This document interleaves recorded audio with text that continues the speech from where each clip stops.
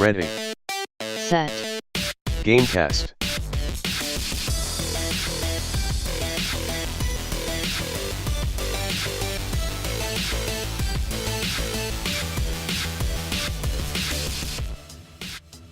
Welcome to Ray Said Gamecast, a bi-weekly podcast about video games and Batman. I am Bryce, and I am joined by the not Batman, Dexterity. That's me, I'm the not Batman. And the Batman Beyond, Alex O'Neill. It's me, Terry McGinnis, your Batman Beyond. Which Robin is the best Robin? Tim Drake. Dick Grayson, just because his name is Dick. You all are wrong. It's Damian Wayne. He's the best. He's the true better Robin. Wasn't that his son? Yeah, his actual son. That's weird. Why is that weird? No thanks. I don't want to go crime fighting with my child. What kind of irresponsible parent is like, come on, son, we're going to go fight bad guys. They might have guns, but it's fine. No, it's awesome because Damian Wayne was raised by Ra's al Ghul. Ra's al Ghul's daughter. Well, basically, Yeah, Talia, right? Yeah, basically the assassins and stuff. So one day he just gets dropped off with Batman. It's like, hey, here's your son. And Damian's just like, I'm gonna murder everyone. And Batman's just like, hey, we punch people. And he just pulls out his sword, is like, stab. It's like, please stop. Yeah, please stop. Damian Wayne's messed up, man. Like he tries to kill people. Yeah. Yeah. I mean, at this point, he's kind of like become a happy medium, but I love like how much of a dick he is. Like all the other Robins are just like, oh, thanks, Dad, or like, thank you, Bruce Wayne, for taking care of me. I love you. And Damian Wayne's just like, fuck you, Dad. I hate you. To be fair, like Dick Grayson's also like, fuck you, Batman. Like so. Oh, he can. Yeah, I guess He's also a dick. They're more like even footing in most of the stories, but yeah. Which one died? All of them. Tim Drake? Not Tim. It was Robin 2. What's his name? Jason Todd died. Yeah, Jason Todd. Jason Todd's definitely the most like fuck you, Batman, because Batman did let him die. I mean, he didn't know he wasn't dead. Oh yeah, I mean, well, he did die, and then he got resurrected. He straight up was dead for a minute. Honestly, Jason Todd's just got daddy issues, and I'm not here for it. Well, you know, I'm always here for daddy issues. So is Sora. Winky face to Riku. I want Sora to call me daddy. Hell yes. Okay, well, we've got a lot of excitement for Kingdom Hearts 3, but until that comes out, we've been playing video games that aren't that one. What are those, Darian? So, I mean, mostly other Kingdom Hearts games. Nice. Take me through it. Darian, I want to know everything right now. Just take me through it. So, I think since the last time I played, I finished Kingdom Hearts 2. I played most of Ventus's story in Birth by Sleep and then rage quit. Yeah, you like rage quit at literally the final battle, but that's a little bit on you because all you had to do was like smash buttons, but you, instead of hitting retry, you hit continue. And then I didn't know. You had done it a few times and I was like, is she doing that on purpose? Because every time you did a boss battle and failed, you were clicking continue instead of retry. And it's like, why doesn't she click retry so she doesn't have to go through the cutscenes again? Yeah, I didn't know that. Yeah. I didn't know to do that. I didn't pay attention. Because I'm used to the options being continue or title menu or title screen or whatever the fuck menu. And I was like, I don't want to do that. Continue. I gotta keep going. I gotta, continue. I didn't even realize retry was an option until I was just about done killing Vanitas, and then I had to start over, and I was like, fuck this. I don't give a shit about how this game goes. I'm done. See, the thing I mentioned this before the show. The thing that scares me the most about Kingdom Hearts 3 is how much of the mobile game is in there. Because I have played the mobile game, but that is just a serious grind fest of like, give us your money if you want to see this story. And they put out that back cover thing, but parts of like Ventus was in that game, and you don't learn that from that back cover. So there's information that you do not get unless you played the mobile game. Yeah. I have a feeling that I don't know, obviously, but I have a feeling the mobile game stuff is kind of like less important. Well, I know I've seen that little creature is in a cutscene for Kingdom Hearts 3, and they put out these like explanations of the past games on their YouTube channel, and it has the little creature like narrating the story. Dr. Meow Mix, I believe, is his name. Yep. Meowth. That's right. Is that real? No. He's like a little cat with a cape, though. He's very cute.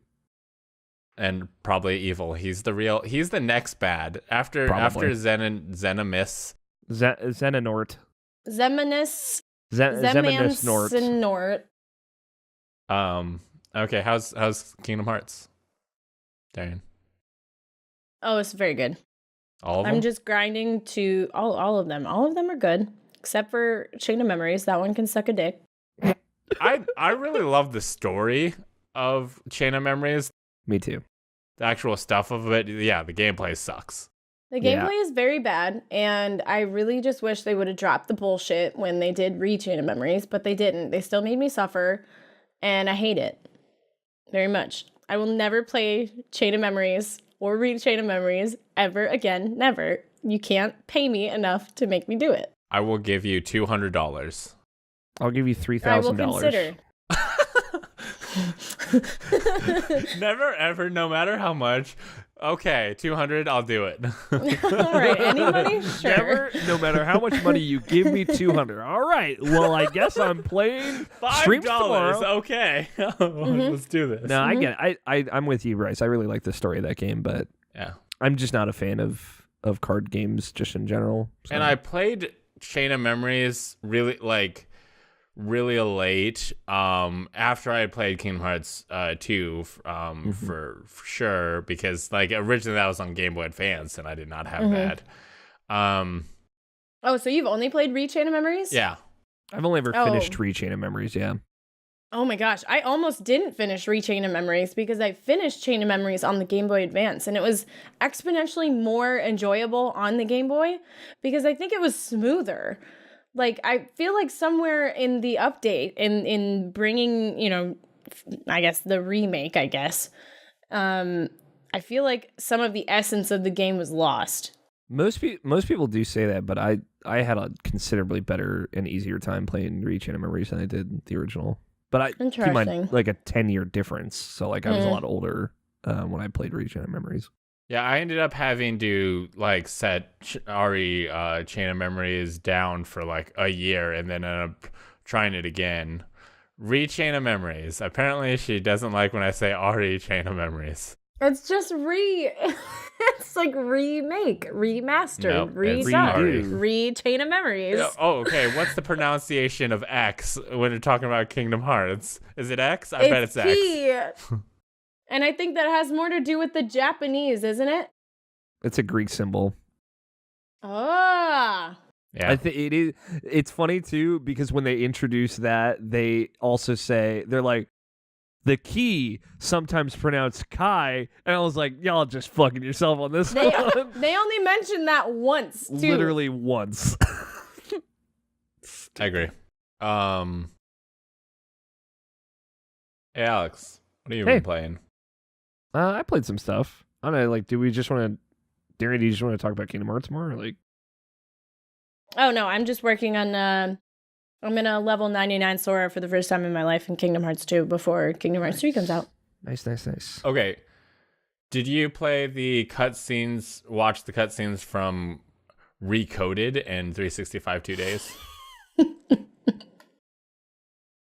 Me or Darian? Darian, because she's been... I did 358 over 2 days. I did not do Coded. Yeah, that's what I did today, was I basically yelled at my girlfriend for not having experienced 365 2 days, because like how... Oh my god, it's 358 over 2 days. 365, 7... No! Oh! I'm used to this at this point, so just ignorance, And he doesn't really care. He's not a real fan. No, he's a fake fan. But how important is his story, especially like it basically like makes sense why Axel acts the way he does towards Sora in both Chain of Memories and in 2. And I was like, how have you not seen this? So I was like, oh, we're gonna watch that. And then before I was going to load that up, I was like, well, I haven't seen Recoded.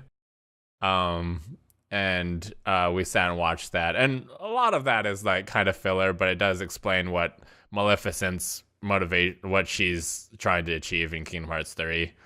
And the second secret ending to that makes me think that somebody else got Norded. I have a theory. Some people say my theory is wrong, but I've got a pretty good theory about who got Norded. Are we getting into It's a bad theory. spoiler No, territory? It's a theory for Kingdom Hearts. But yeah, like there was a version of Xehanort in a room Xehanort. Oh my god, what is wrong with you? with a bunch of boys, and I was like, of these boys, this is my pick for who got Norded. Uh-huh. And his guess is Axel, and he's very wrong. Yeah, I'm thinking Axel got Norded. That's stupid. Okay, we'll find out. Because Axel was in the room. Guy was like, hey, which one of these bad boys you gonna get in? And who you want to get in here? Can we take a step back to like Bryce's toxic home environment where he's yelling at his girlfriend in that video game? you need to love Axel like I love Axel. You don't fucking get it. No, he has a Keyblade now. He's also Norded. But yeah, I had to stop watching 358 over 2 days to do this podcast. So I don't know what I have played it before. I have played through it, but I haven't got any secret endings or anything.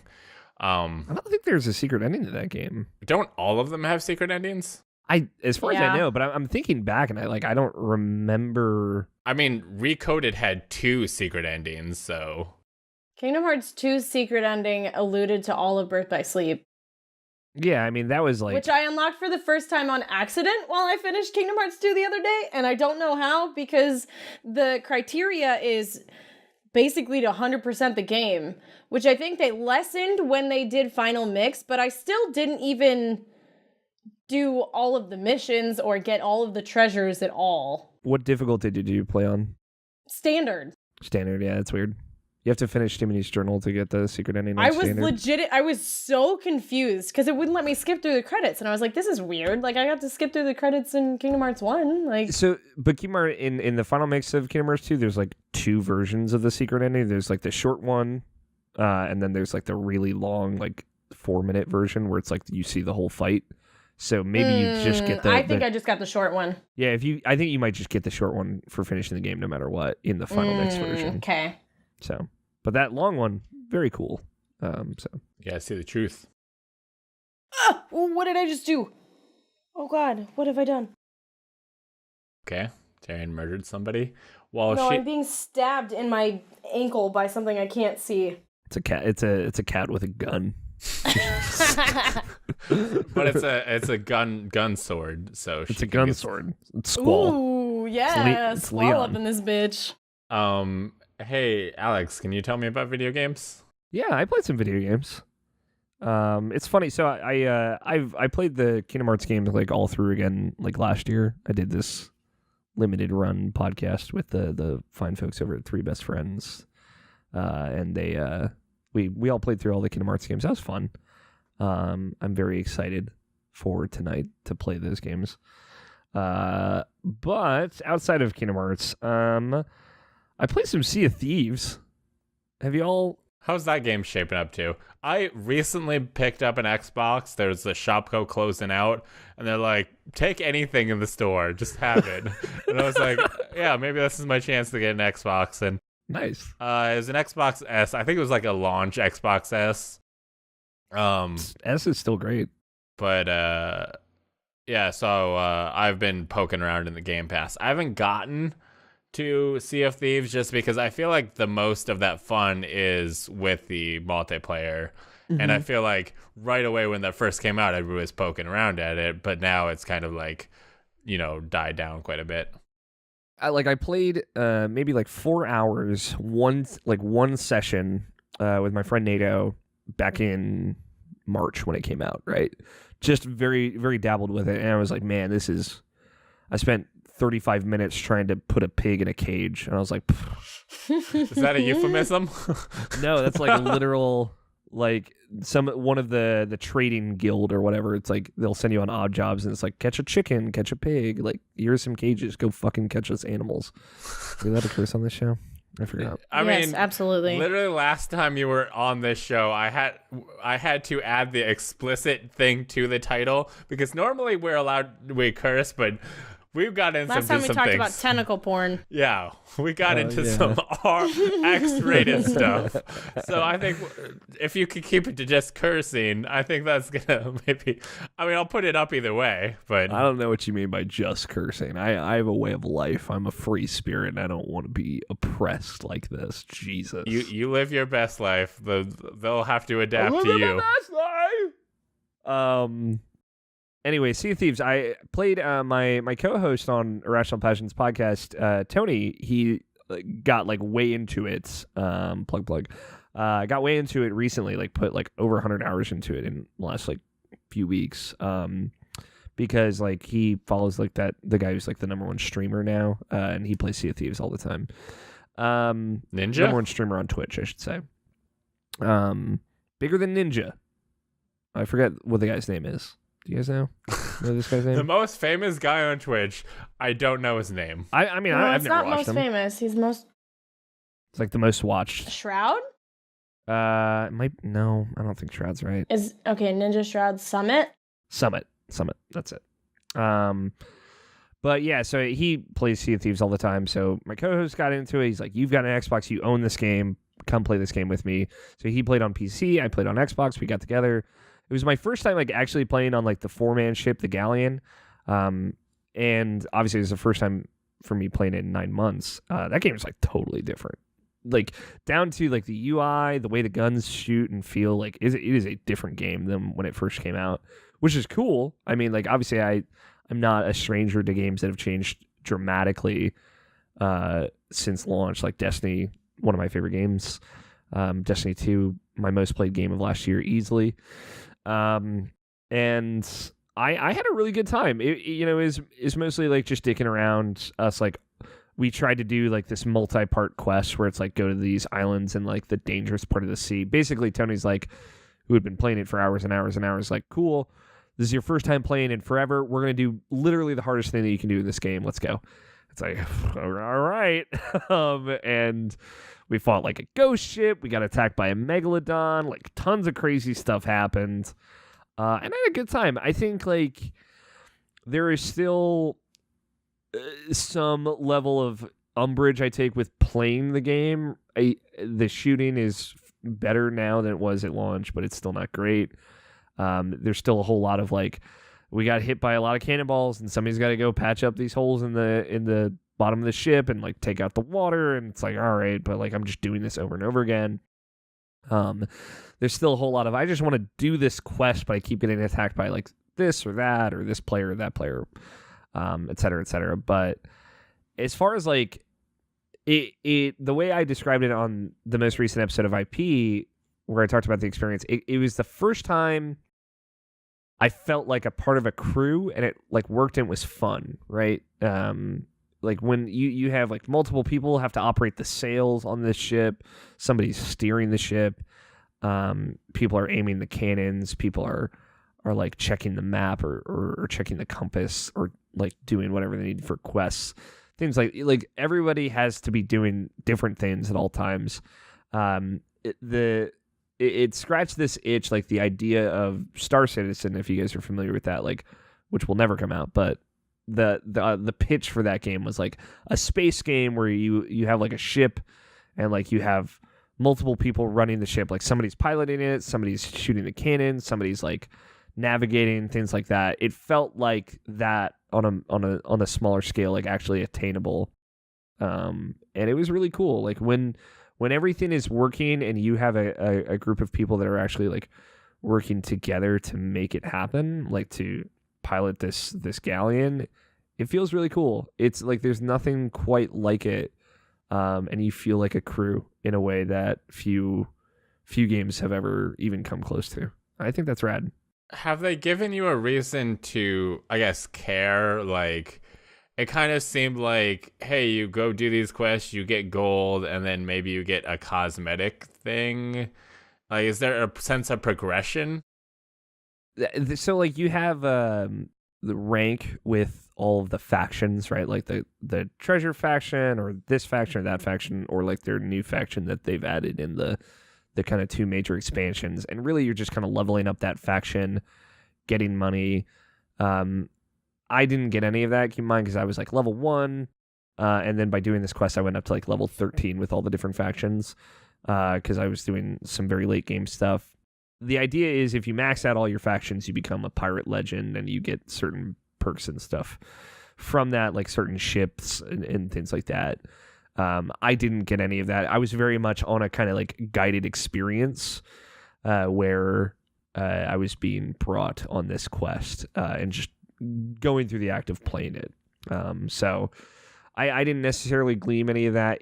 For me, just from the outside looking in, it certainly didn't seem like it, but maybe that's there. And I think what is good about Sea of Thieves is the act of playing it is very much a reward in of itself. Like it is so unique in how it plays and in what you're doing. Like you are scratching a very specific itch just by playing it with friends. So for some people, that's enough. So I had a good time at the very least. Played like a 3.5 hour session where we did all these quests and stuff. So Sea of Thieves is all right. I don't know if I'll ever go back to it, but we'll see. Are you okay, Darian? Yeah, I just found proof that Bryce's theory is wrong. Axel got Norded. Suck on that. Anything else you've been playing? I went to Florida this past weekend to visit my mom, and on the flight I've been replaying Hyper Light Drifter on Switch. Still great. If neither of you have played it, it's phenomenal. It's like a grown-up Link to the Past in a lot of ways. Very, very good. And the big thing is Resident Evil 2. I don't know if you guys have talked about that at all. No. Resident Evil 2, fucking very good, as it turns out. Take that to the explicit bank and cash it in. That's what I've heard. I just can't handle scary games. And I feel like with how fucking gorgeous it is, I would not be able to make it anywhere in there. It is like... So I would say I'm like in the last act of the first part of the game, which is like the police station. Obviously, everybody kind of knows about that. Playing Leon first. I'm sorry, Bryce. I keep plugging things. Now I'm starting to feel bad. I've never know nothing about Resident Evil. I have a vague knowledge of the new one, which takes place as the first part of the story or whatever. And I think I played Resident Evil 5 once, but that was like such a garbo game. Oh, Resident Evil 5's great. 6 is garbo. I'm doing a limited run podcast called Raccoon City Radio with my good buddy Andrew Taylor. So we're going to be playing through it and kind of talking it in detail as we go through the two campaigns. We're doing Leon's first. But in the last part of the police station, this kind of infamous character that, again, I didn't really know anything about 2 going into this remake, but the Tyrant, or Mr. X, shows up. He's a big, hulking monster of a dude in a trench coat that just comes at you and tries to kill you. Like a first date, am I right? Yeah, I know, right? What a piece of garbo. He's just there. So you're trying to do objectives in this police station, and this guy's just thumping around. You can't kill him. He's unstoppable. You can kind of slow him down if you hit him with enough weaponry, but obviously ammo is limited and scarce, so you don't want to necessarily waste it on him. But he is just thumping around, tearing shit apart, and you can hear him walking around the police station as you're exploring, trying to fulfill these objectives. So you have to also like avoid him? Yeah. Ugh, fuck that. It is like the game went from like a very, I don't want to say like mellow, but like a good level of intensity as far as like, you know, a couple like a zombie jumps out from here and it's like, it's like a little bit startling, but not like, I wouldn't equate it to like a big jump scare, to like the idea of walking into a room and seeing him and knowing like I just have to turn around and go the other way now. Like I have to leave. I have to immediately evacuate the situation. That sounds awful. Is very it is a level of tense. It's very effective. Like I'll say like I am more, I don't like horror generally, but over time I've gotten really into horror games thanks to Dead Space. And from there I've kind of like gone back and played other Resident Evils and whatnot. But yeah, it's I mean it's cool, it's effective, it is unique. And it's not like ruining. I would say like I've gotten the most frustrated now that Mr. X has kind of entered the police station, and you have to kind of go around him and you have to learn to read a situation and be like, all right, what can I do to still do what I need to get done but not get murdered by this giant hulking monster. And it's... See, I can't handle shit like that. I couldn't even handle the fucking rhino missions in Spider-Man. Yeah, I get you. It's not for everybody, but it is very fun to play. Game looks great, like you said. And I don't know, it feels great too. It's cool to have this game that I know is very important to a lot of people that I never played. I'm completely unfamiliar with, so everything is brand new to me in it. And you know, be able to have it evoke all these emotions and be a totally modern video game. Like it is as good as any video game that could come out this year. It is very well made, and I'm having a great time with it. It's just it's exhausting to play sometimes. Yeah, it probably keeps your heart pumping the whole time. Oh yeah, it is. It's cool though. I like it. I'm into video games making me feel some kind of way. This makes me feel some kind of way. Maybe not all the best ways, but it's certainly effective. It works. Like, and just exploring the police station, like that environment is so interesting and well made, and like all the little puzzles kind of strewn about the areas and all the items that you have to collect. It's like a Metroid game, you know. Like I go here, I have this key, now I can get into these doors, and I can go back and get items and get resources that I'll need, and explore around freely. But I might trigger new enemies coming or old enemies coming back to life, things like that. So it's very good. I'm having a great time with it. I'm doing this like limited run podcast all about it. And I like what I've played a lot so far. It's a lot. It's intense. Agreed. That's all I've been playing. Well, time to talk about something. This is the news. We're moving into the news. This is my great transition. I had a great transition to it, but I want to clarify that this is the news now. Bryce, but what have you been playing? Oh yeah. Hey, I've been playing Red Dead, because I jumped to him. I forgot that my thing. I've been playing Red Dead Redemption 2. I'm very early on. I loaded that up. I've had that for a while, basically since it came out. Nice. But there's just been other stuff that I've been more focused on. And then it was like, oh, game of the year. I need to try, like, of the games I have access to, I feel like this is one I can just kind of like sit down and play, and I'll have something to talk about for a game of the year, which is what we recorded yesterday. It's going to be a minute before it comes out because that was 2.5 hours, and, you know, there's a lot of things to edit. But I didn't get enough to really say a lot, but I'm really enjoying that game. Is very slow, but it is a very great like chill out game. If you just want to have a lazy Sunday, that is a really great game, because I just like ride my horse around and go into the wilderness and just like hunt and just take your time, and it's really fun to just chill out and play. I also sat down and played Gris. Grease. Sorry. For an afternoon. Is that how you say it? It's Grease, yeah. Is it? Grease? Mm-hmm. Well, it's that sounds so unappealing. Like the country of Greece? No, when I hear Grease, I work in a restaurant. Oh, okay, yeah. So I can't not think about it. I'm sorry, it's Grease. Burgers. That's weird, really. Mm-hmm.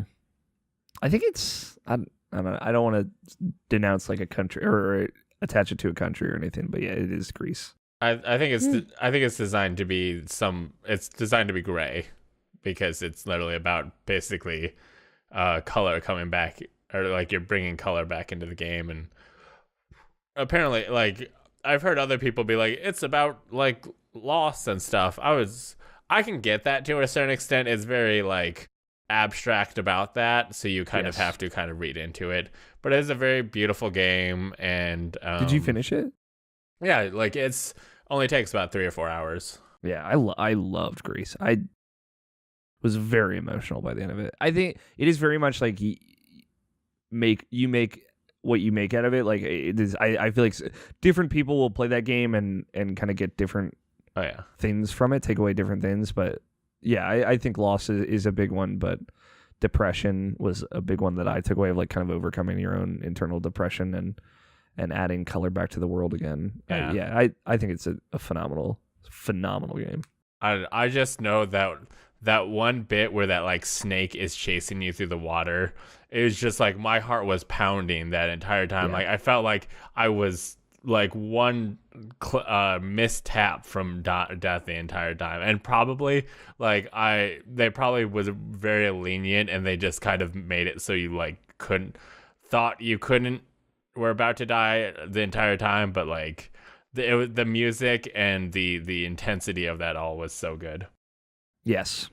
Another game that is quite good that I've been playing is Hades, which is out early access on the Epic Game Store. Yes. It is a Supergiant game. I've talked about it previously on this show, but Alex was asking about it, so I figured I was curious. Mention again. It is a story-focused roguelike, where basically it's all about, going out, trying to see how far you can get to escape hell, and then you die, and then you come back to your dad's house, and are like all the characters are there that you can talk to, and you'll learn more about them and build friendships by talking to them and giving them gifts that you can find out in the world. And then, you'll level up and go try again and see how far you can get. And the game, like, the way they handle that is so good because, like, it sucks to die because you're like, oh man, it would be cool to get through this boss, get to the next challenge, see how far I can get further. But when you come back, you're like, oh, it's another opportunity to talk to Achilles. Like, does he have something new to say? Oh, it'd be like, who what do people have to say this time? And it's great about the contextualization of everything. Like, if you die to a like little guy, like it seems like the characters will like heckle you based on what killed you.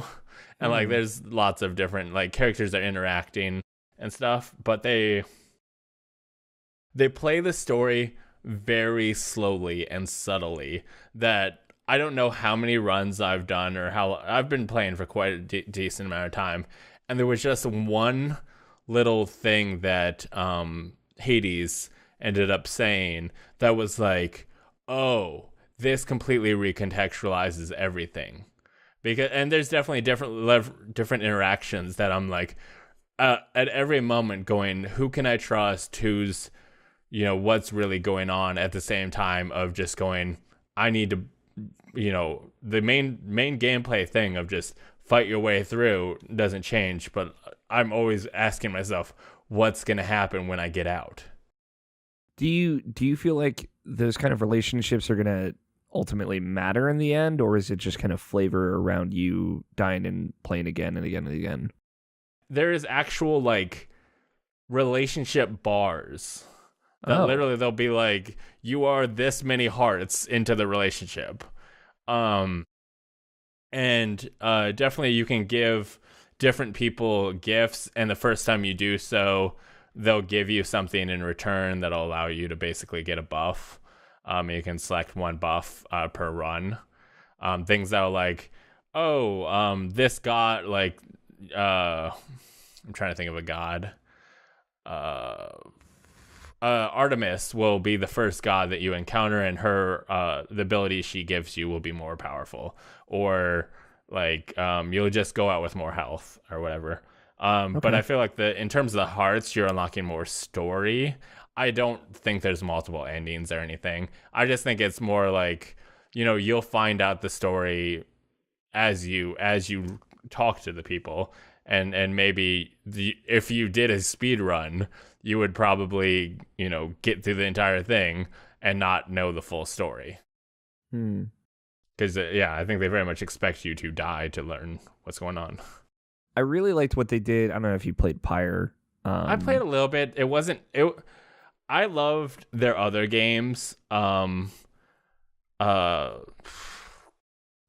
and Transistor. Yeah, because they told the story as you were playing. Like literally you would be fighting and the characters would be talking to each other, or like the narrator would be talking as you fight.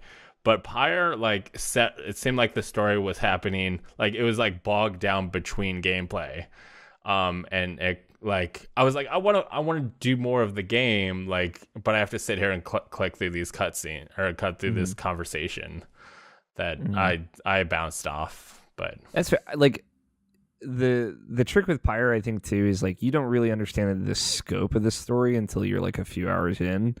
But like for your point of reference, because did you get to a point where like a character would leave your party? No, I never got enough points to be able to send someone home. Okay, because like what I love about Pyre is like you're building to this right, and then like someone can leave. Like you can just send them back to the world, or you can fail and one of the antagonists of the game will go back to the world. And then the way that weaves into the ending is really, really cool. And the way everything kind of like the way that game has like 1,000 different permutations of the ending, just like based on what characters are where. It's still like generally the same ending, either it's this or that. But like hearing how all of their stories kind of ended is really, really cool at the end of that game. So they've done really interesting stuff with how multiple endings or something, a tapestry of endings. So going off what you're saying about Hades, like maybe if these relationships, it's hard to tell, like, because it is in early access. It's I've made it through the first world, and I think I made it to the final boss of the second world. Honestly, the second world is much easier, and I don't know if that's because of balancing, like it's that those guys are just easier, or if it's because you have gotten so many powers going through the first world that come second world you're like, yeah, I'm good. Like I can handle like more things because I'm just so OP at this point. But then come the final boss and I'm fighting like a huge deal, and it's like, okay. But it took me who knows how many tries to beat the boss in the first world, and I still get stuck on her every once in a while. And I maybe the entire game is there and they're just trying to optimize it and figure out balancing and stuff. It's hard to tell if the full story is in there. Yeah, that's cool though. I'm whatever it is, I'm excited to kind of see it once it's fully released. Yeah, if you're into roguelikes or cool stories or both, and this is definitely, it slow plays the story. You're going to die and come back and maybe not get a part of the story, but then every time I'll poke around and talk to every person, and maybe they're just like, oh, hope you're doing well, and just having them just go like, good luck out there is like, oh, that's cool. But your dad is a dick the entire time. But I feel like there's a lot going on with him. I feel like he has a very interesting story that's gonna roll out as we play. That's cool.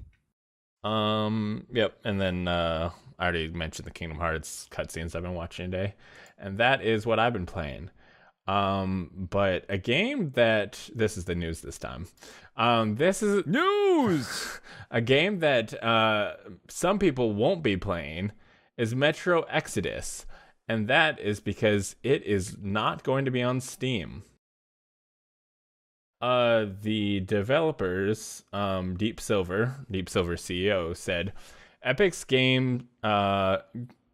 generous revenue terms are a game changer that will allow publishers to invest more into content creation or pass on savings to the players. By teaming up with Epic, we will be able to invest more into the future of Metro and our ongoing partnership with series developer 4A Games to the benefit of our Metro fans. We have seen, like, speaking of Hades, that is a game that is in early access exclusively on the Epic Game Store, which I believe it's been stated that after early access, they're going to come to Steam. But if you want to play it now, you've got to do so on Epic. The EGS, as the kids are calling it. Is it? No. Okay. Yeah, there are definitely some people that are upset about that. Namely, a little company called Valve. Yeah. According to Polygon's article, Valve calls exclusive Metro Exodus deal with Epic unfair to Steam gamers. I'll just read this big quote that Polygon has. And this, Valve alerted potential buyers about the exclusivity arrangement and weighed in on what it means for its customers. And this is the quote. Later today, sales of Metro Exodus will be discontinued on Steam due to a publisher decision to make the game exclusive to another PC store. The developer and publisher have assured us that all prior sales of the game on Steam will be fulfilled on Steam, and Steam owners will be able to access the game and any future updates or DLC through Steam. We think the decision to remove the game is unfair to Steam customers, especially after a long pre-sale period. We apologize to Steam customers that were expecting it to be available for sale through February 15th's release date, but we were only recently informed of this decision and given limited time to let everyone know. So I will say, like, boohoo Valve, like, whatever, they'll be fine. But it does suck. Like, the game was listed on their store and people were buying it, like, in anticipation, like pre-purchasing it, and like, essentially pre-ordering it, with the expectation that they'll be able to play it there. Obviously, I'm sure they were refunded their money and they could just go to the Epic Game Store and pre-order it. And plus, it's also going to be on Steam again. But spoilers. That does kind of suck. Like it's had a Steam page since it was announced, or at least at some point over the last couple of years, and people have been able to spend money on it via Steam with the expectation that they would get it on that platform, and it was pulled from that platform. That is shitty. And I think that's on it's Deep Silver, I think, is publishing that. Yeah. That's on them, and I don't think Valve deserves to get kind of like the brunt of the blowback for that, because obviously they had very little to do with this decision. Yeah. But that's a bummer. Ashen has a Steam page, because I remember originally seeing that and wishlisting it on Steam, and then they went exclusive to the Epic Game Store. I think that's a timed exclusive. Eventually they are going to come over to Steam. Mm-hmm. But they weren't taking orders, so this was the first time that somebody was like, getting money on Steam and then was like, nope, we're going exclusively Epic. Which, yeah, I will say that is kind of a shitty move, but I don't know, like, and it definitely seemed like Darian for sure is somebody who is like, I will not install Epic. Down with Epic. True. I mean, not down with Epic. They're just fine. I don't see the point in padding their pockets anymore. Fortnite, more like for dumb. Yep. Yeah, you got it. You get it. Well, not everybody can be the hot new Fortnite, but PUBG is gonna try. Darian, can you tell me about that? Hold on. Wait, I'm actually genuinely curious. Do you think that there will be any point where PUBG tries to be on the Epic Game Store? No. Ooh. It's Yes. literally like. Are you sure? Unless I think so. Unless I could see that being a thing. I mean, obviously, like PUBG and Epic have some are a little bit. Well, PUBG is a little bit cranky with Epic due to all of the stuff. But Epic's wild success and PUBG dying because of it. Yeah, unless Steam becomes second place in terms of where you buy games, I don't think that's gonna happen. I think it will happen because Money. Money, yes, but I see the Epic Game Store as something that is like it's booned up front, like on the front end it is helped a lot by Fortnite, but on the back end it is something that just has to be a platform for everything. I think like it is not successful if it is not an approachable platform. Well, I mean I think Epic would allow them on there, but would PUBG want to go on there? I mean, if they think people are going to buy it there, yeah. I don't think they would do like pull from Steam, blah blah blah, something like that. I don't know. Right. I don't think they'd pull, but I think they would just put it on I could both. see them adding it. Yeah. Anyway, PUBG's also adding PUBG Lite. They're testing it out in Thailand. It's designed to be a slimmed down version of the game that will still perform on PCs that don't have hardware meeting the main game's minimum or recommended specifications. I only eat PUBG Lite. I don't eat regular PUBG anymore. Gotta slim down. Well, that's weird. You live in Thailand? Yes. That's awesome. If Wow. only. I know. It's a very multicultural podcast you guys got I was going gonna on right say now. our first foreign guest, but we've had Scribbly. I'm pretty sure that's the Yeah. farthest. We've had someone from Norway. Norway. Yeah, Can I just be your guys' favorite guest? we've Yes. had a literal cartoon character from Norway. Have you seen Scribbly? I've never seen Scribbly. I don't know who you're talking Oh about. my god. You need to He's watch that so episode. Cool. I told Darian that like we should have both you and Scribbly on an episode just to see your reaction to Scribbly. I imagine that Darian's now showing you Scribbly via some sort of message. What? No, I'm just going to find the web or the episode so I can have it playing with no sound and I can just watch it. Okay, that's good that you're gonna watch our past episode with our good friend Scribbly instead of the one with our also good friend Alex O'Neill that's currently happening in front of you. I'm currently in that one. It's fine. I don't mind. It's weird because all of your Ready Set Gamecast ones just have like memes for the pictures, and I just don't. I don't know how to find it. It's Harry It's Potter. Harry Potter. Yeah. Okay. Thanks for clearing that up for me. Thanks for the assist. We did a Harry Potter quiz, and Scribbly didn't know Oh yeah, anything about Harry Potter. Badgers question mark. I remember that because He didn't know anything about fucking Harry Potter? I guess it's not big in Norway. Huh. That's weird. Hey Darren, do you have anything else to say about PUBG Lite? Nope. It's gonna be free to play. Oh, Really? I didn't read the whole article. Great. That's why I think it's trying to It's my go trope. for Fortnite's like thing is it's a free to play can play on anything, battle royale. So I feel like they're going like, how can we get Fortnite's people? And they're like, well, we need to be able to play on where the Fortnite people are playing it. My bet is that this game is not necessarily for the US. It is for China. Maybe. Yeah, I think it's for more of the Eastern market. Mm-hmm. Anything with like a gaming cafe, anything like that, anywhere like you can just pick up and play this on literally anything, and it's free Right. to play. I think that would do way better. That makes sense. in that kind of market.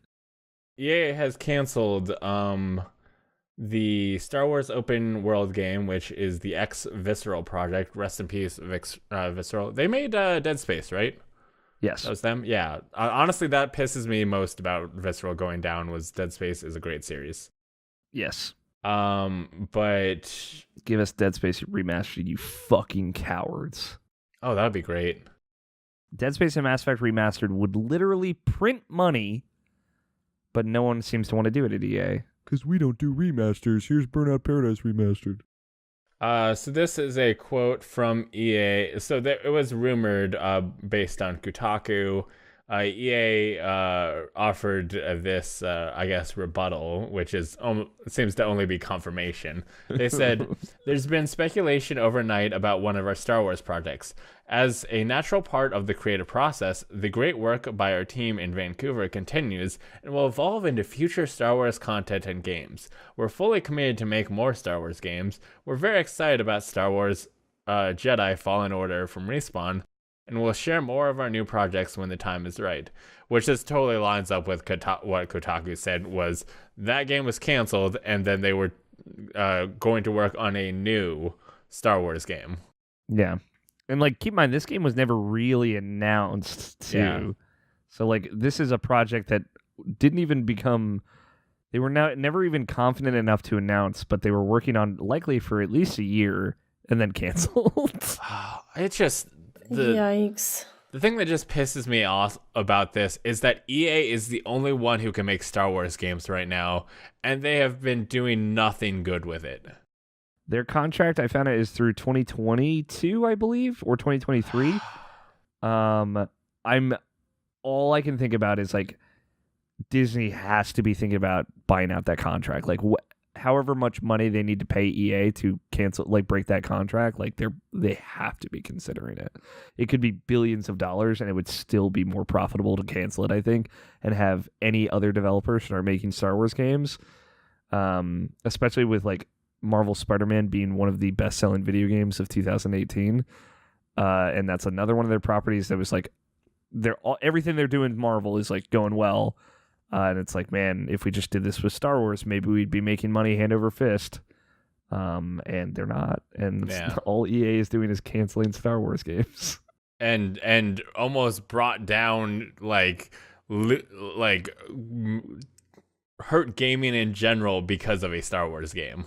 Yeah, like, they are detrimentally affecting the industry. They've closed at least 2 major developers, internal developers, including Visceral, which is, like, considered very highly by a lot of people. It's a huge bummer.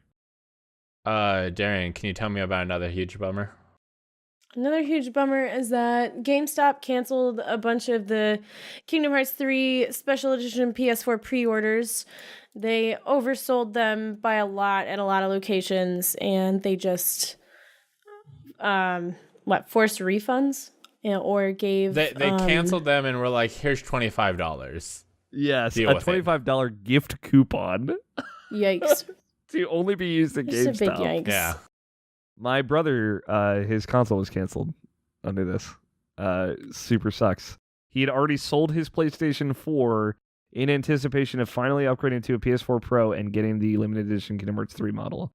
And he will not get that version now. And wait, so he's still pre-ordered for a PS4? Yeah, this was how he had pre-ordered Kingdom Hearts 3 too. So, like, I assume today he probably went out. I mean, they refunded him, but I assume today he went out and just bought a PS4. God, that just sucks so bad.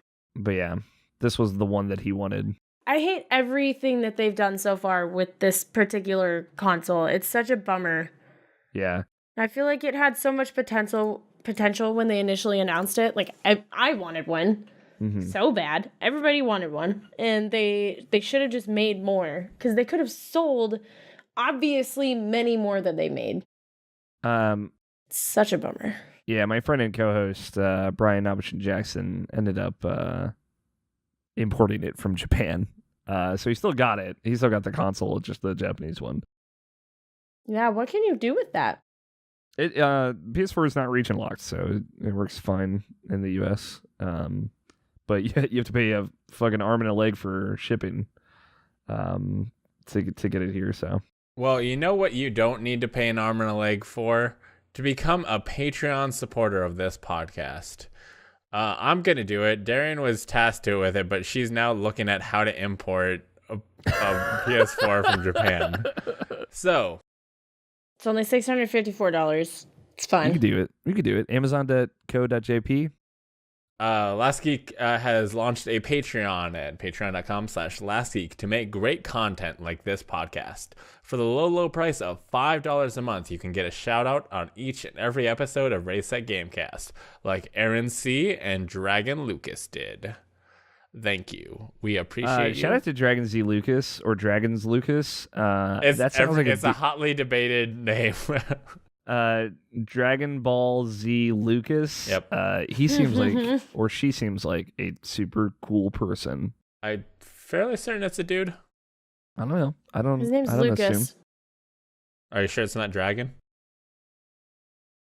Yes, I'm sure, because the 4 times he's come into my chat, he told me it's fine that I call him Lucas. Okay. Because Teddy always scrutinizes me. Lucas can be a girl's name. Yeah, but it's unfortunate girl's name. Shots fired at all girls named Lucas. No, it's not unfortunate. The topic of the show.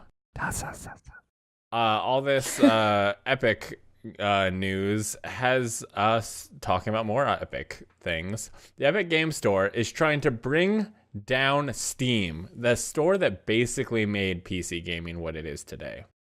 Does Epic have what it takes to bring down the monster? And if it does, is it the best for gamers? Darian, give me that take. I think that if anybody has the potential, that Epic does. Is it good? Is it good? I think it'll be good for consumers because if people are competing more, it will affect prices, right? So like if Valve and Epic are competing, or if the people who are putting their games on there are competing, I think it could show better sales, things like that. I don't know. I think it could be good for us though, because if they're competing, it can mean good things for the consumer. That's my stance. If what Deep Silver is saying about the cut, because Epic is giving them a better cut in terms of sales, they're saying like, hey, with this extra money, we can put that both to making better games for you and maybe cheaper prices. So if that holds true, I would think yes, it is good for gamers. What do you think, Alex? So are you familiar with like the way the Valve the Valve versus developer cut works? It's Valve takes 30% on Steam. Mm-hmm. But if you accumulate a gross income of a certain amount of millions of dollars, the cut will slowly change to be more in favor of the developer. But you have to I think it's 1.2 million is the percentage will change to 75-25. Don't quote me on these. These are just kind of me paraphrasing this thing that I learned on the Easy Allies podcast a while ago. We had a great conversation about it there. But essentially, as you hit certain thresholds, I think there's one at a little over 1 million, and then 5 million, and 10 million, 12 million, then the cut will change to be more in favor of the developer, but you have to make that much money first. I think that includes stuff like DLC and microtransactions, but I'm not positive on that. Well, is that per game or per developer? Per game. So that the big publishers, right? That's why I think Steam sales help those cuts a lot, and I think the Valve cut changes depending on how much it's discounted, things like that.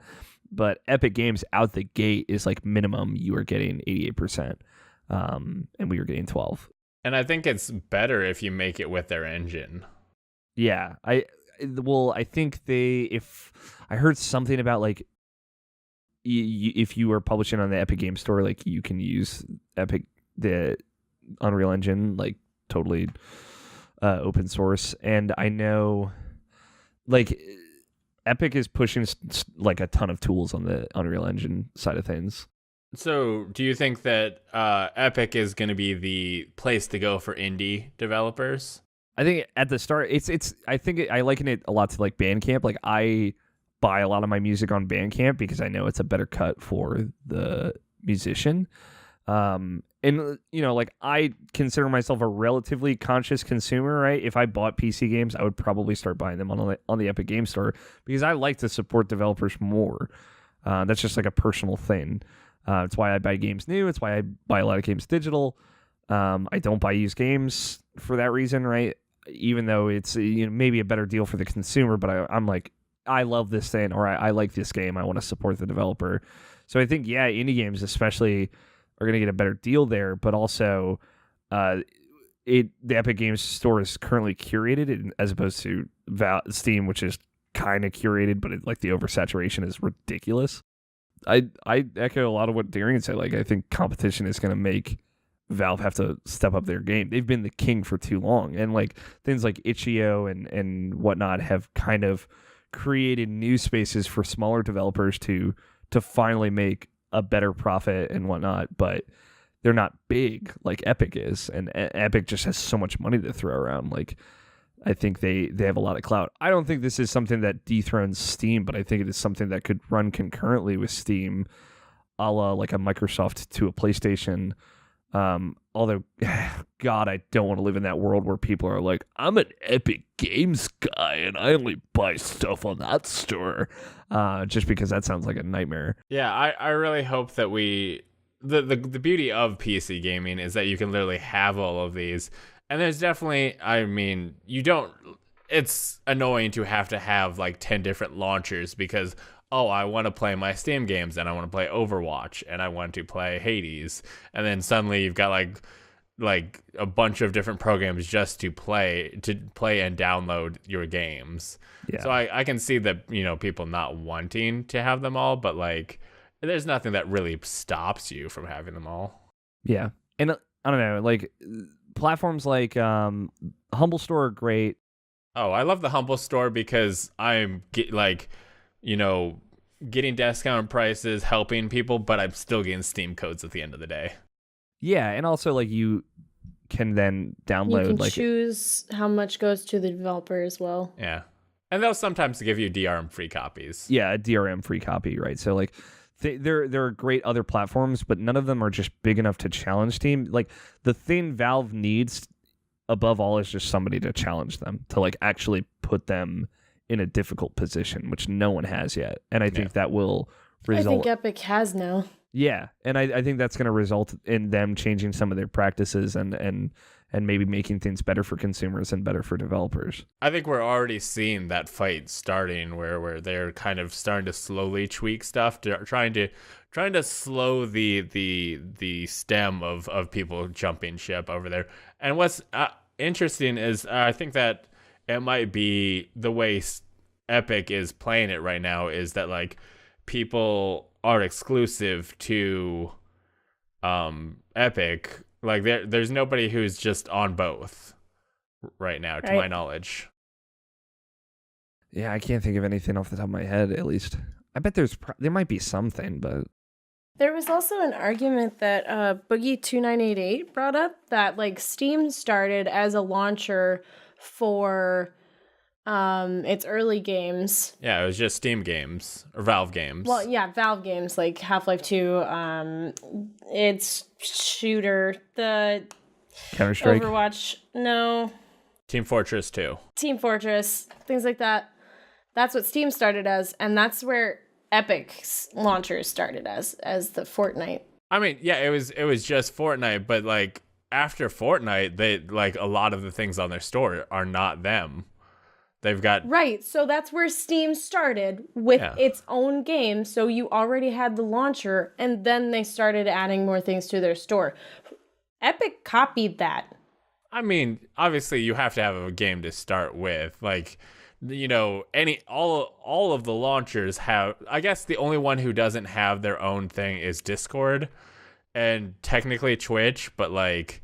Those definitely aren't people's primaries because they don't have exclusive. No one is exclusively using the Twitch launcher. No one's using exclusively the Discord store. Right. I guess more the argument is that they started with their own game. Their own game is really successful, and then they expanded. So, like, a lot of people already have it. Yeah. Nobody's getting it for the purpose of getting the store. Everybody already has Fortnite. So now they're just adding a feature to that launcher, giving it more purpose, and actually giving Steam a run for its money. I guess I ended up getting the Epic Game Store for Hades. Honestly, I downloaded the Epic Game Store and they're like, Fortnite? And I'm like, no, please. Like, it literally tried installing Sir, Fortnite. Please put your Fortnite away. It was like, we know what you're here for. It's Fortnite. I'm like, hey, Hades, this one. No, the other one. Please so stay away it from definitely seems like they are very much like Fortnite. But while you're here, yeah, are you interested in this other game? That's the way you do it, right? Like, the cool thing is, like, Fortnite is now a platform for them to deliver a better deal for game developers and more interesting indie games like Ashen or Hades and things like that. So, like, I don't think that's necessarily a bad thing. Yeah, it's definitely great to see them push each other, and I'm willing to keep the Epic Game Store on my computer, to play their exclusives. If it's on both, I'm gonna go Steam just because it's nice to have everything there. But in terms of what it's doing for the industry, I'm glad for this competition. Yeah, it's cool. And keep in mind, Epic Game Store has been around for like 2 months, and it's already a big part of the conversation. Oh yeah, I mean they have the money, and they're making, like, Fortnite came in, they got so much money off that, and they're like, what can we do with it? And they're like, destroy everything. They're making moves. I don't know. That's cool. It's cool to see. It's kind of like I've been saying, like, over the last year, Nintendo's been making some, like, fucking shrewd moves. I feel like Epic Games is making some shrewd moves too. Well, do you want to make a shrewd move? Yeah. You can be part of the show by going to readysetgamecast.com/submit to submit a question, comment, or your favorite Batman for us to read on the show. Have I ever submitted a comment for you guys or a question? I'm not sure. If you do, I don't recall. Okay. It was probably the one after you were on the Maybe. on the show. Actually, I don't want your favorite Batman. I don't give a fuck about your favorite Batman. Please tell me your favorite Xehanort. Thanks. Ooh, favorite there's Xehanort. 13 of them to choose from. Xehanort, yeah. I don't know, man. I like Xemnas a lot. I like to remember the final boss of Kingdom Hearts 2 where he's got, like, the black and white cloak on. I think it looks cool. Oh my god, Xemnas' voice is like chocolate. Yeah, I just want to pour it over my back. God, yep. Over your back? Wait a second. Give me those crinkle tinkles. I want to pour it on my chest and let it melt down to my genitals. Yes. Sorry, that's a Ninja Sex Party reference. It is a Ninja Sex Party reference. I fucking adore you for it. I feel like all of these questions were submitted during our Game of the Year episode that we recorded yesterday because there was some confusion about what was going on. But I included the ones that are still relevant. So first off, we've got Not Teddy's Girlfriend. First time seeing you all this year. Hope you all have a great holiday season. What was your favorite moment of 2018, both gaming and non-gaming? Also, they asked, did Teddy ever wash his sheets?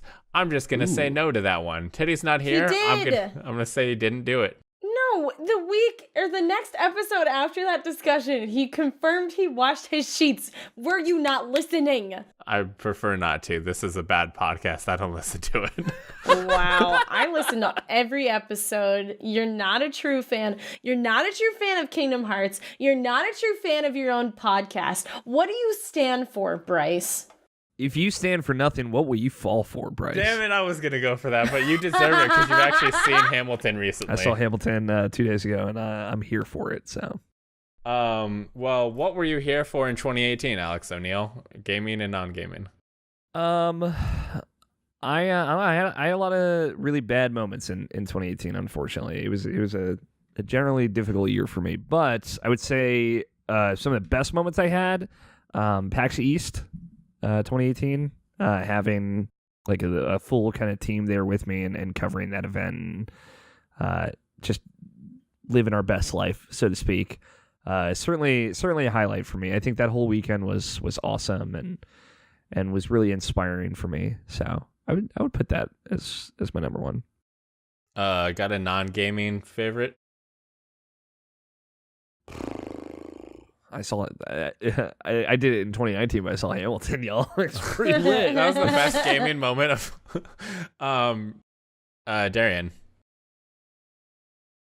Best 2018.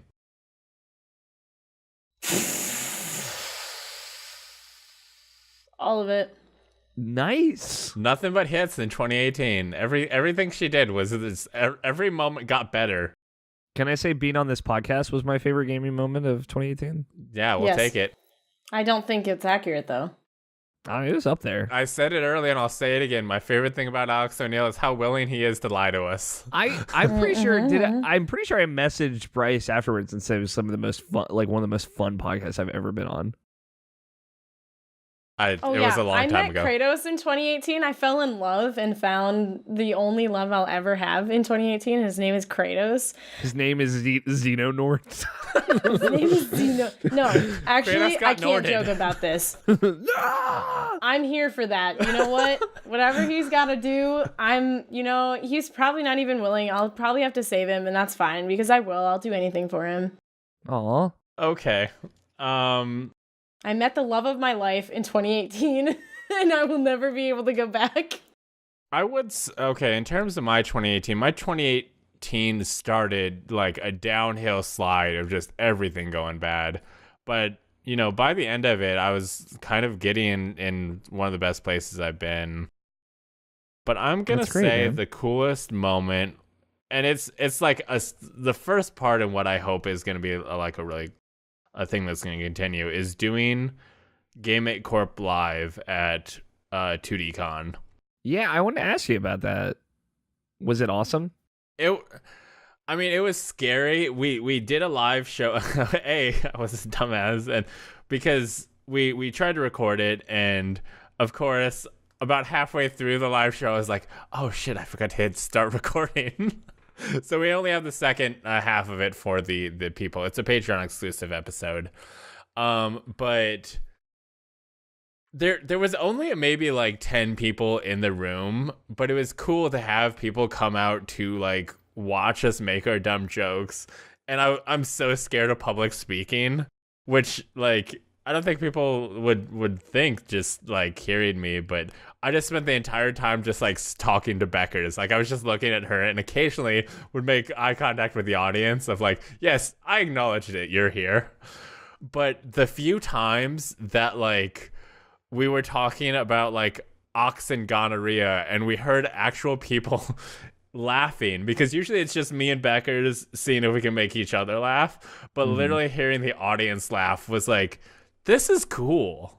Yeah, that's awesome.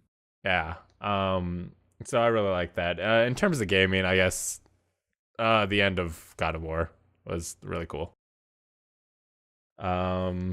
Okay, next question. The guy who yells "my leg" in SpongeBob. My leg! What are your thoughts on Nintendo's delay on Metroid Prime 4? And how are they being upfront with the whole starting development completely from scratch from a different studio message? I'm going to give that exclusively to Alex because I feel like Darian knows nothing about this. It's a bummer, right? Like, so Metroid Prime 4 obviously announced almost 2 years ago, and now they're saying like, hey, we're starting over. It's probably going to be at least 2 or 3 years before we get that game, at least.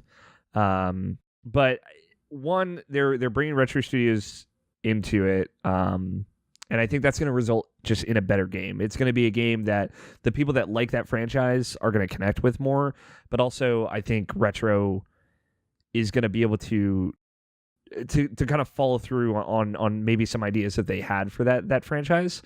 But the bigger thing is like it's just a very transparent thing to do, like them putting out this video, this 3-4 minute video just saying like, hey, we announced this too early.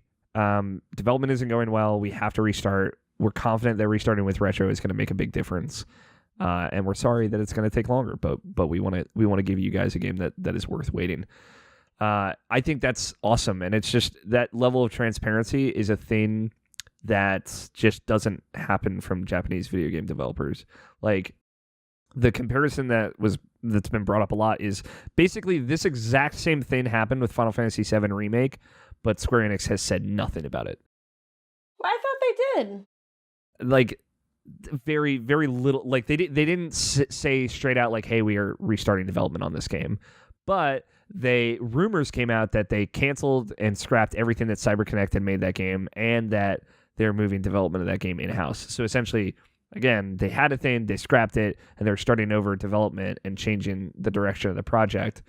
But all of that has come out from news stories or or hearsay and things that just we can't confirm, and Square Enix has said absolutely nothing on it. Nintendo like directly to the consumer saying like, this is what we're doing, this is why we're doing it, and we think this is going to make this better. It's something that Japanese video game developers do not do, and it's exciting because Nintendo is important and people follow their lead in a lot of ways. I think this could be a good sign for that kind of development. I mean, like this happened with Final Fantasy 15. This definitely happened with Crackdown, but again, like we didn't know what was going on with that game for years and years and years. It's happened multiple times with multiple games, and usually in cases like Persona 5, like it happened to Persona 5, for example. But like that was before the game was announced, right? It was very early on in development, and it's not a thing that people know about because it just happens. Like things happen, people have to scrap projects. Nintendo announced Metroid Prime 4 too early, and they were honest and upfront about it. And I think that it sets a great precedent for developers, and it shows from the reception to this announcement that people can be understanding if you're just honest with them. Yeah. The video game industry is way too secretive in a lot of cases, and it ends up hurting people more than it helps. So I think this is a good thing, even if it is a bummer for fans that were looking forward to that game. Well, big fan of our podcast, Zyger. He told me one time I'm not making things up. Zyger asked specifically to Darian, who does Dexterity ship in Kingdom Hearts? PogChamp. This is a great question. I want to know. So I'm a super hardcore Sora Kairi shipper, and Akuroku. Like Axel Roxas is my second favorite ship. And I like the idea of like the Riku Shion ship, but obviously that will never ever happen. I just think it's really cute. Because she was never real. She became she's real to me, god damn it. No, she developed a heart before she went into Sora. We can cultivate hearts, y'all. She cried. Anyway, I don't want to talk to Bryce about this anymore. Before we can wrap up the show, we need to get into housekeeping. Grab that broom and let's go to lastgeek.com for links to the podcast on all your favorite podcast services, including iTunes, Spotify, and Stitcher, as well as the video version on youtube.com/lastgeek. If you like this show, if you have been enjoying this content, please subscribe, rate, and review it on iTunes and Stitcher and maybe Spotify, Podchaser. There's a few things. If at any point you're on an app and see a thing where there's stars, click those stars. It helps us grow and become more powerful.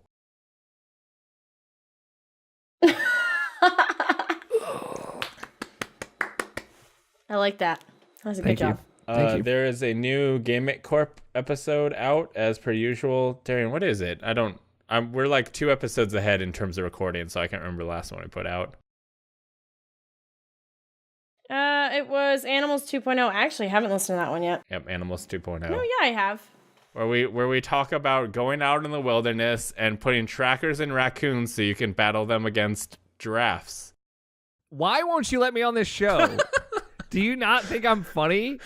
I'll talk to backers, but we've been burned before. Do it. I'll have to favorite and keep that one forever. I love improv. I feel like I could do all right. There's a lot of people that are like, you are funny, but then they improv is hard, and it took us quite a few episodes for us to finally get it down. But you know something that Darian totally has down? Telling us where people can find her. I'm at Twitter, Twitch, Instagram, and dexterity.com. DEXTERIDEE. That's me. I'm Darian. Hi. Dexterity. Alex O'Neill, pimp everything. Tell us everything about you right now. Okay, real quick. I'll try. My name is Alex O'Neill. I like long walks on the beat.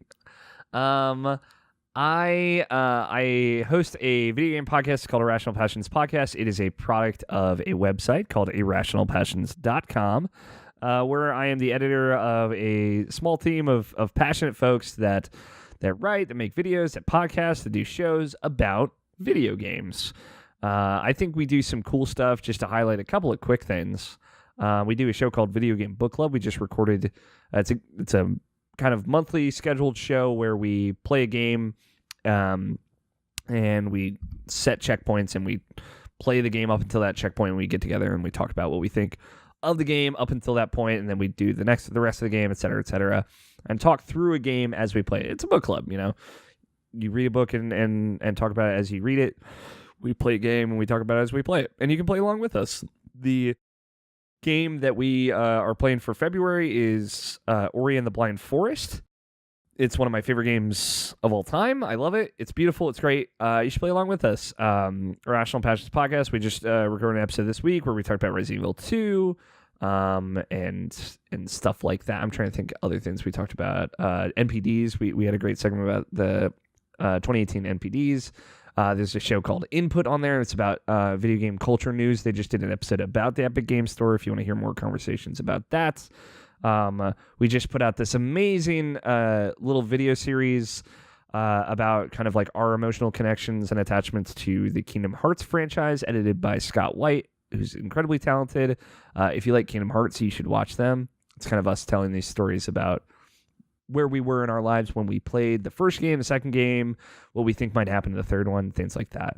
Irrational Passions does a bunch of cool stuff, and we are doing more cool stuff in 2019. We're going to be at PAX East, things like that. It's going to be a good year for us. So if you like video games, maybe check it out. Okay. And that leaves me. You can follow me on Twitter at Last Geek, Instagram at Last Geek Plays, Twitch at Last Geek Plays, and Mixer at Last Geek. I don't stream there, but maybe one day. I keep going, maybe today is the day, and then I don't. But for links to this podcast and my social media, it's buried in there, is lastgeek.com. And that is this episode of Ready Set Gamecast. Thank you to everyone who's listened, watched, and contributed to the show. And we will see you again in 2 weeks. And thank you, Alex, for appearing on the show with us and being a guest, because Teddy's being a real adult person. Thank you, guys. This is so much fun. You are welcome. Bye!